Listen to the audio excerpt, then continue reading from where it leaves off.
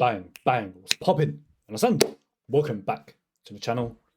Full card predictions for UFC 307. Pereira, AP, one of my favourite fighters, and clear Rountree. Pennington, Peña, alright card I suppose, but who cares about the matchups, right? Care about making that money. You understand? So, before I get into the video, please make sure to like, share, comment, all that, because it's the engagements that pushes me and motivates me to keep producing this content. I thought about quitting. Like I'm gonna keep it real because the channel's, it's hard to maintain the channel, right? It takes a lot of work. You have to research the fights in a prompt manner to compete with a lot of the other channels. I even bought this £500 microphone, bruv. Try and fix the audio thing, but still get those static noises. So the thing's just been a massive headache. Not gonna lie, but I didn't want to abandon you guys just yet. So yeah. Also, if you want to jump in on a Patreon, that's patreon.com/MMA Lewis. Get some of my official bets. Make sure I provide tons of value on there, bonus content on there. I'm also setting things up with the Discord, so I'm gonna have a Discord chat and have everyone involved. Also do have the live betting service as well. And good bankroll management, good risk management, no crazy big unit swings, putting 10, 15, 25, 40 units on a card. Nice and steady investment approach to the betting game. So yeah, without further ado, let's get right into the breakdowns. So, first fight of the night we have here, we got McGee versus Tim Means. So, this to me is a bit of an old man fight. I say that with all due respect. I do have respect for both these fighters. Means he's a good fighter, he's solid, good boxing, good in the clinch, can mix up the grappling. Issue is, old man, he's 40 years old, prone to making bad in-fight decisions, prone to getting chinned. McGee, again, old man fighter, say that with all due respect. He's pretty well-rounded as well. He's shown boxing, push people up against a clinch, etc. Again, getting chin recently, and is prone to making mistakes and errors inside the cage. And he does look a lot slower, he does look a lot stiffer, so Means is going to be the pick, but from a betting perspective, this is an easy pass for me. I suppose if you want to bet on it, I suppose you go with a bigger underdog in McGee, but old man fight, these fights are just tricky. Both guys are 40. I don't want to really be playing around with this fight. So yeah, Means is going to be the pick just because I think he is a little bit better, maybe a little bit sharper, but don't say that with a lot of confidence. Next fight we have here, we got Carla Esparza versus Tisha Pennington. Also, before I get into breakdowns, make sure you guys drink coffee and you have tons of sparkling water, you understand? Because that's the key, the success formula to MMA betting. Drink loads of coffee, drink loads of sparkling water. That's what keeps you sharp. Anyways, jokes aside, hopefully the jokes, they transfer onto the videos. Jokes are harder to make on the internet. I'm going off topic. So Pennington, I'm going to call her Tisha Torres because I don't want to get confused with Raquel Pennington later on in the card. So Tisha Torres, say that with all due respect. She's a good striker. She's got like a taekwondo style of striking. And with her striking, she likes to have like a blitzing style of attack. So wait a little bit, blitz. She's fast, she's got good technique. And I think she's solid, I like her striking. She came off the pregnancy and she had that post-pregnancy fight against Tabitha Ricci. And, she looked good in there, good movement, good technique, maybe slow down a bit, but that was a high-paced fight. And I thought she won that fight, to be honest. I think a lot of people actually scored a fight for Tisha. And when it comes to the defensive grappling aspect of the game, she was doing quite a good job of defending the takedowns against Ricci. But she was getting stalled at times, but overall done a good job. But Ricci's not really like a strong offensive wrestler / grappler. Yeah, and she's also kind of in the past, she's faced like a high level of competition inside the UFC. She's shown like a proneness to getting wrestled a bit, but these two, they fought back in 2014 as well. Obviously, it's an exhibition fight. I didn't go back and watch it. It's too long ago. And Esparza now is the one coming off a pregnancy, so that's something to keep in mind. That's an X factor there. Almost 2-year layoff. Esparza, She's a wrestler, grappler. She wants to grapple by any means necessary. What she'll do, she'll slow the pace of the fight down, yeah? Have like a nice slow pace. Strike a little bit, but she's definitely not comfortable when it comes to striking at all. I don't trust her striking. If it was like a 15-minute striking fight, Teacher destroys her, right? But her thing is the wrestling, the grappling. And yeah, slow the pace down, shoot, and just be like a weasel with it. Overall, I do like her wrestling. I do like her grappling. Don't really like her striking. Not uncomfortable with her feet, but her style, her game is the wrestling and grappling. So classic dynamic of a striker versus grappler matchup. I'm going to lean towards Tisha here to get a win because she's not the one coming off a 2-year layoff. She had that post-pregnancy fight. She looked good. She looked solid. You got the new scoring criteria, damage, control, etc. But, you know, Esparza, if we get peak Esparza, you know, she is a strong wrestler, strong grappler, and maybe she can weasel her way to a decision. But I feel like Tisha at this current moment is probably the safer pick from a betting perspective. You know, 1.59. Tricky fight. Tisha's a dog. You know, she opened as an underdog. That's an easy bet there. But yeah, I'll definitely lean towards Tisha personally. But, you know, if we get Esparza from the past, from the blast, then maybe she can make this fight competitive. But Tisha Torres is the safer pick, I feel. Next fight we have here, we got Ryan Spann versus Oven St. Preux. I mean, I've got basically no passion about this fight. I'm going to be real. Like, OSP, like, I think we got like a steroid version of OSP against Kennedy. Like, he looked low-key career best through like 200 plus strikes. Chin looked amazing. I know Kennedy's untrustworthy, but for a 41, 42-year-old to pull off a performance like that, I felt like something was up. Spann, actually, before I go into Spann, before OSP, like, I say that because before that, it looked like he was done. Chin was getting cracked, low volume, no cardio, etc. Spann, on the other hand, this guy, you know, he's a good athlete, he's got some talent, he's got some skills, but don't trust his cardio. He's has durability issues. He's prone to making mistakes in fights. So, I mean, don't really want to even make a pick on this fight, if I'm being honest. I mean, if you're going to bet it, I can't bet Spann at 1.37, bruv. Like, that to me is a no-go. Like, I don't care if he wins with the first punch, gets a clean knockout, instant win, bang. Everyone's going to be screaming a value. Oh, OSP's old. Bruv, I can't bet him at 1.37. Too untrustworthy. Making bad decisions in fight. Just, yeah, unreliable, untrustworthy, bad chin, etc. So, as a pure pick, I suppose I'll go with Spann just because I think he has the early upside. But from a betting perspective, it's a dog or pass situation. Next fight we have here, we got Cesar Almeida versus Hijo Potieria. So, Cesar, kickboxer, solid kickboxer, power. He's got a bit of a nasty streak, which I like. Obviously, the grappling is the weakness in his game. He's just someone who hasn't been training the grappling lifelong, and you see it, right? He does look weak off his back. Obviously, he's making improvements. He's training every day, etc. But the grappling is never ever going to be able to catch up with the top guys inside the division.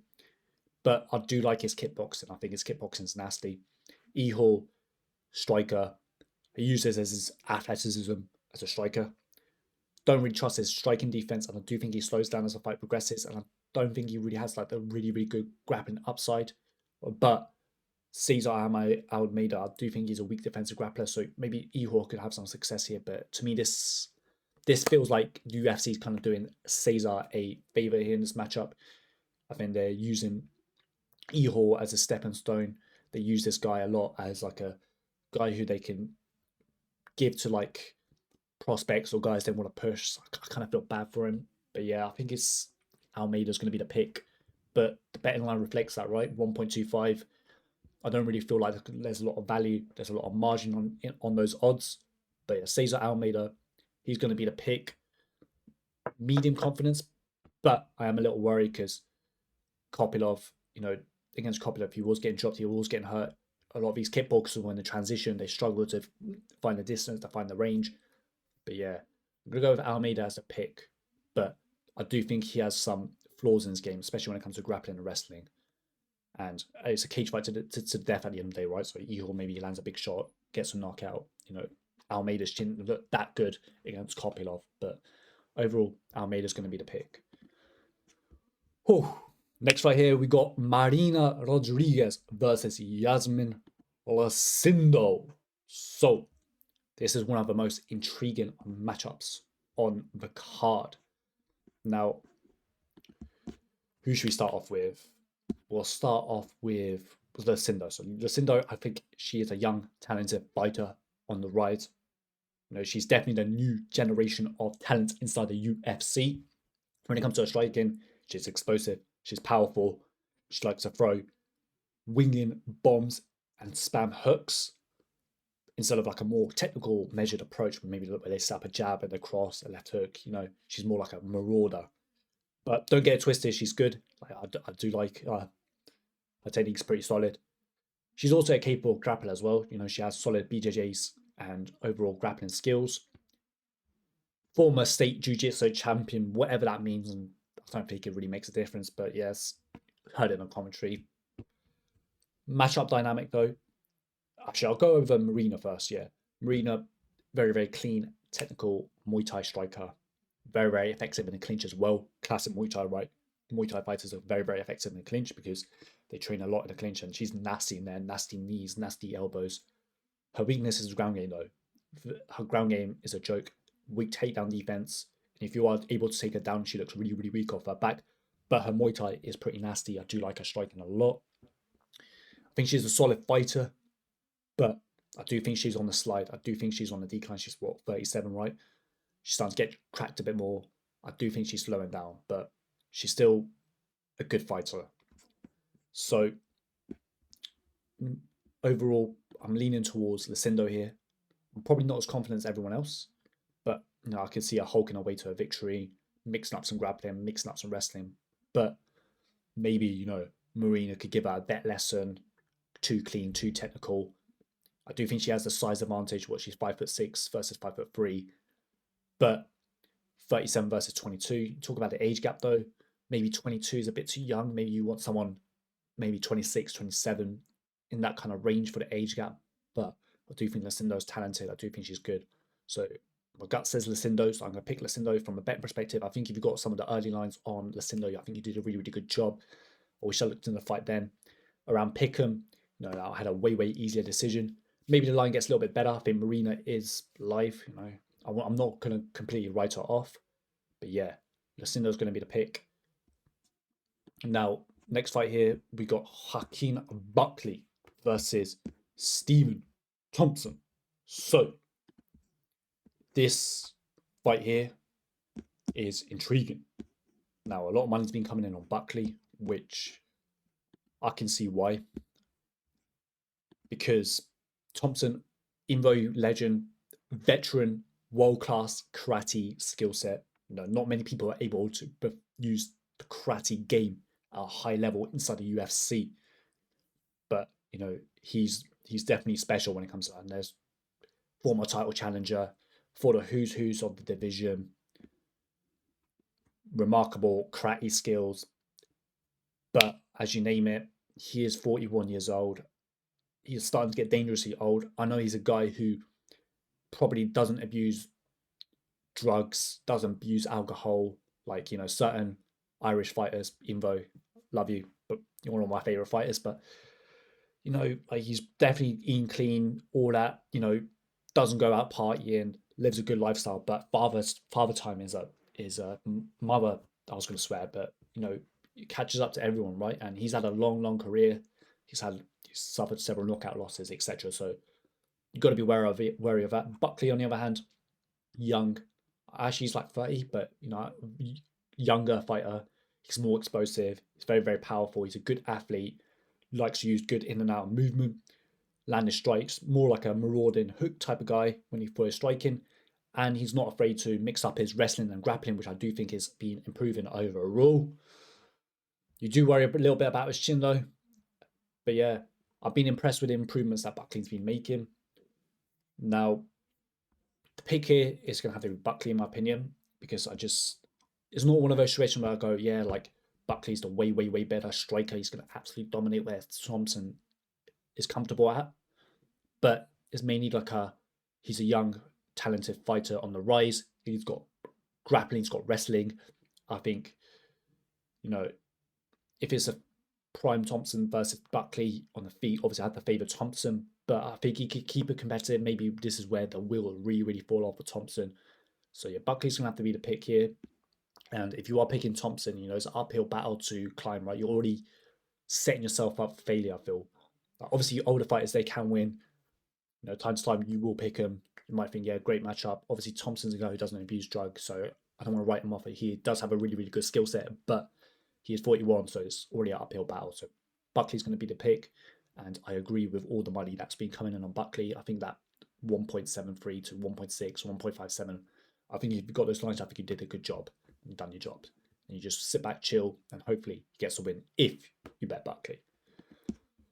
Whew. So next fight here, we got a Roman Dolidze versus Kevin Holland. Now we're on to the main card. Make sure to like, share, comment, and make sure to stay hydrated with coffee and sparkling water. And yeah, Holland, Dolidze versus Holland. Now this fight, I researched it a couple hours ago. This was kind of I've been going back and forth with this one. So Holland, very, very like athletic fighter. He's got some talent, he's got some skills for sure, without question. Good striker, very tall, very lengthy. He's got like an 81-inch reach. He was fighting at welterweight, gone back up to 185. Maybe he's a little bit skinny for that frame, but you know, he's tall and lengthy, right? And even though he's got some talent, I do like some of his striking. I don't really like his mindset for the game at times. You know, sometimes he's a bit too friendly, a bit too jokey, doesn't take the fight game super duper serious. His grappling and wrestling's been improving. You know, he's getting subs or whatever. And overall, like before, you could say like Holland's wrestling's a joke. And I feel like he could still struggle against really, really strong wrestlers and grapplers, but he's been making improvements. And against lower level fighters, he can have success with the grappling and wrestling. Now, Dolidze, on the other hand, he's a bit of a slow. He's a bit of a like plodder. He's not like the most athletically gifted fighter like Holland, but he's a brute. He makes up for it by coming forwards, throwing aggressively, hitting hard. His grappling's good as well. Like that fight against Jack Manson, that'll never skip my mind.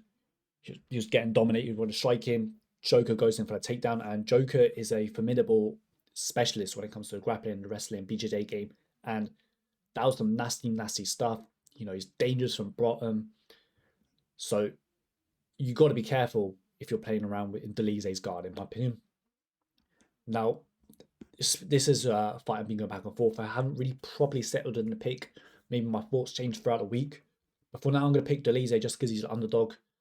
I don't entirely trust Holland. I think maybe he could bring the pressure, make an uncomfortable fight for Holland. But Holland is the more athletic fighter, and maybe he can just keep Dolidze at range, pick at him, use his athleticism to get a win. But yeah, at the moment, how I'm feeling as the underdog, I'm kind of leaning towards Dolidze. But as mentioned, I might if I change my pick on this one, I might make another community post like I did last week, where I switched from Juice to Battle. And you know, these fights are complex, bruv. Like, you know, you're gonna have to think about some of these matchups. Picking fights, making bets it's a tough game, so sometimes you need a bit more time to really set on a pick. But yeah, at the moment, currently, how I'm feeling, I'm gonna go with Dolidze. So next fight we have here, we got Ketlin Vieira versus Kayla Harrison. So this fight here, you know, I thought maybe I could get a big underdog bet on Ketlin Vieira. And I still do think it's a dog or pass situation, but I was impressed with Kayla Harrison. I don't really watch a lot of PFL, if I'm honest.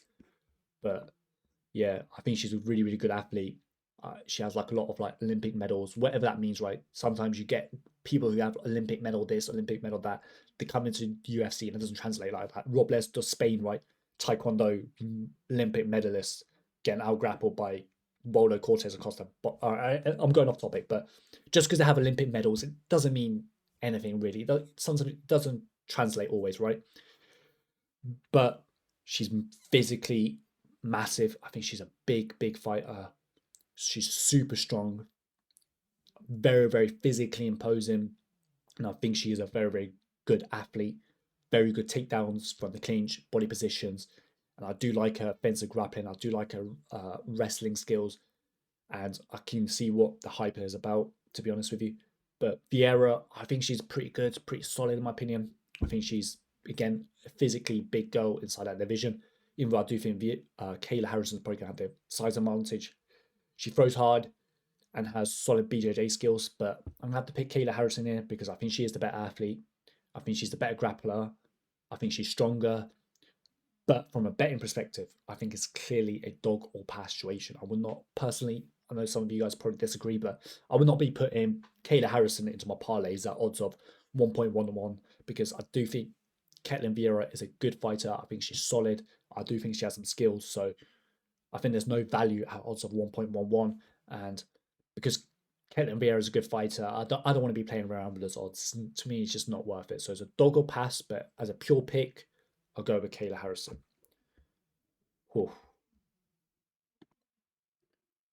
Now, if there's a jump cut, had a hydration break, as mentioned, drink water, yeah? Got to stay hydrated, bro. Keep your mind sharp for making these bets, making these predictions. Anyways, this to me, best fight on the card, without question. We got the King of Rio, Jose Aldo, versus Mario Bautista. Now, Jose Aldo is 38. He did take a layoff. He was taking out boxing fights, but against Martinez, he low-key looked career best. And he's definitely silenced the haters and the doubters in that matchup by putting together a vintage performance. Sorry, need a cough there. Apologies. Now, he is a Muay Thai striker. That's his kind of background. But he takes a heavy boxing approach. His low kick game is nasty. He's explosive. He's powerful. He throws heavy. Great technique. I also like how he digs to the body. Going to the body is underrated. I'm just saying, more fighters need to start digging to the body. Elite level takedown defense, and I love his head movement and the way he's able to evade head strikes. But even though I do think he does have elite level takedown defense. I think if you do get him down, and he can look quite weak get there, and he can be vulnerable. Peter Yan landed a lot of heavy ground and pound, but overall, love him. Great fighter, great boxing, great striking, great technique, tons of experience, elite levels, takedown defense, former champion, etc. Bautista uses good movement, creative striker, throws a wide range of striking techniques, flying knees, looks to be explosive. His grappling is decent as well. His grappling is competent. He can fight for hard for 3 rounds as well. But I think he did slow down a bit against Blackshear, or I can't remember exactly, but everyone says Bautista is a cardio king. I do agree he can fight for 3 rounds, but I don't see him like a maybe this bad example like a Colby Covington or anything like that. So I do think he's been given softball matchups by the UFC overall. I'm not saying this is a softball matchup. I think he's been very well managed, and I think he's been quite fortunate with the matchmaking he's got, and he's kind of been babied in my opinion. So I'm going to open up Tapology and we'll go through Bautista's record. The guys he's faced, so Guido Canetti, Benito Lopez, Brian Kelleher, Jay Perrin, Trevin Jones. He's been very well managed, and when he did take up a step up in competition against Blackshear and Simon, that Blackshear fight, when I was watching it live, and a lot of people, including myself, scored it for Blackshear, got some favourable judging there in my opinion. Obviously, that Ricky Simon win, he did look decent in there, got dropped in round 1, but he did secure the victory. I think everyone's pretty low on Ricky Simon after his performance against the Brazilian. Skipping my net. Can't even speak properly. Oliveira, that's it, Oliveira. So I think if people learn Simon, that Blackshear fight was too close to comfort in my opinion. He's kind of been babied. Obviously, the risk factor with Jose Aldo is he's 38, he's taken a lot of damage, long career, older fighters, there's definitely a risk factor that comes with him, right? Without question. I think Aldo is the more technical, more refined fighter. And I think Bautista is going to have to win in a way where he's the one pushing the pace, making an uncomfortable fight, winning that kind of manner. But I'm actually going to pick the King of Rio here, Jose Aldo. I think he is the more refined fighter. I think he might just have enough in the tank to get this victory here. I think he is the more technically skilled fighter, but older fighters, they kind of find a way to lose sometimes. Maybe Bautista's making developments fight to fight. Kind of feel like Bautista's been baby too much. A little bit on the overrated side, if I'm being honest. And yeah, I'm leaning towards the King of Rio in Jose Aldo Soukouran's win. And I agree with the line movement that came in at plus 140, etc. But yeah, sick fight. Looking forward to it. And cool. Now we go to the co-main event of the evening. We go Raquel Pennington versus Juliana Peña. So Raquel, heavy boxing approach when it comes to her striking. Overall, I think she is a solid level boxer for women's MMA standards. I think she's a boxer who likes to throw a bit more precision, find the right shots. She also loves utilizing the clinch. That's one of her go-tos. She's effective in there, can frustrate opponents, right? Fighting in a clinch, it might be boring for the fans. It's definitely frustrating for the opposing fighter as well. And, you know, the clinch adds another dimension, another layer to our overall game. For high-level competition as well. Cardio is good, might be hard for 5 rounds. Peña, she's coming off almost like a 2-year layoff. On her feet, she's like more of like a looping thrower striker.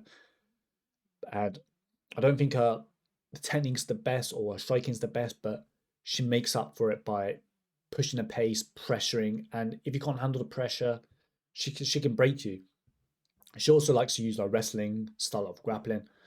Overall, I think she's a good wrestler, but I kind of feel like maybe I'm proven wrong on Sunday, but I feel like her wrestling is a little bit overrated. I was expecting something like really, really good. I do think she's a solid wrestler. I do like how she has wrestling skill set in her game, but I feel like it's a little bit on the overrated side, if I'm being honest.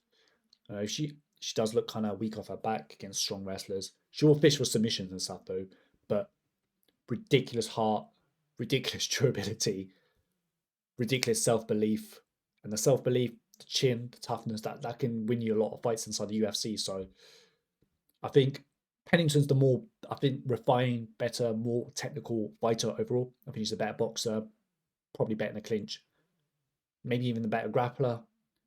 I think Peña's going to have to push a pace, make an uncomfortable fight, keep coming forwards, keep being aggressive, being in Pennington's face, and winning that kind of manner. Well, I think Pennington's going to want to keep it clean, keep it technical, defend the takedowns, use her boxing, and win a clean, pretty fight. You know what? For a pick, I'm leaning towards Pennington. Personally, I lean towards the Pennington side. But from a betting perspective, I think I'd want a slightly better line on Pennington if I was going to pull the trigger on this matchup. 1.59. Maybe I've seen a lot of Peña love this week, so maybe the odds can improve on Pennington. But you know, women's MMA fight is a championship level fight at the end of the day, and this fight has potential to play out close. And I do think Peña does have a path by keep coming forwards, pushing a pace. But I'm going to pick the Pennington side because I'm going to pick Pennington up. Okay, cool. We're going to go to the main event of the evening. Make sure to like, share, comment. Check out the Patreon down below. Bonus content, access to my official bets at the live betting service as well. And yeah, super duper appreciate everyone tuning in and watching the video. Really means the world. And without further ado, let's get into the main event of the evening. We've got Alex Pereira, aka Poetan, hands of steel, left hook of death versus Khalil Rountree Jr., the Muay Thai style of striker. So this to me, AP, one of my favorite fighters, but I'm not going to let that bias affect my judgment on the matchup, right? One of the best kickboxers inside the UFC, but extremely technical, extremely dangerous, powerful, massive. He's huge, a huge physical presence inside the cage. Left hook of death, calf kicks are nasty, high level kickboxing, and I think he's live to knock out anyone inside the division. Ground game is a weakness. He can definitely be exploited, I feel, by like a strong wrestler, grappler, but he does a good job of surviving and working his way back up to the feet. But you can tell he's not lifelong trained in wrestling and grappling, right? Now, Khalil, powerful Muay Thai striker, good striker as well, solid kickboxer, definitely been developing over the years. He is prone to making mistakes, though. He can sometimes, suffer with the mental aspect of the game, make mistakes, not show up for performances. But overall, I have to pick Alex Pereira. I just think he's the better technical, more dangerous, sharper, quicker, etc. fighter inside the cage. But from a betting perspective, upsets do happen, right? Especially in high-level championship level fights where the underdog is unexpected to win. So I wouldn't be betting AP at odds of 1.22, even though AP is my guy. Bet him against Jiri. Love him. I think he's been underrated by the market. Even though it's a favourable matchup for him, and it seems it's the obvious pick, obvious bet, etc., all that, I can't bet him at 1.22. So from a betting perspective, hate to say it, I'm definitely rooting for AP. It's a dog or pass situation. But as a pure pick, I've got to pick AP, right? I ain't picking against him in what I deem as a favourable matchup for him. So yeah, those are the end of the breakdowns. Super duper appreciate everyone tuning in. Make sure to stay hydrated, drink loads of sparkling water, drink loads of coffee, manage your risk correctly, have good bankroll management, and yeah, all that cliche YouTube stuff. Like, share, comment, sub, and yeah, see you next week, hopefully.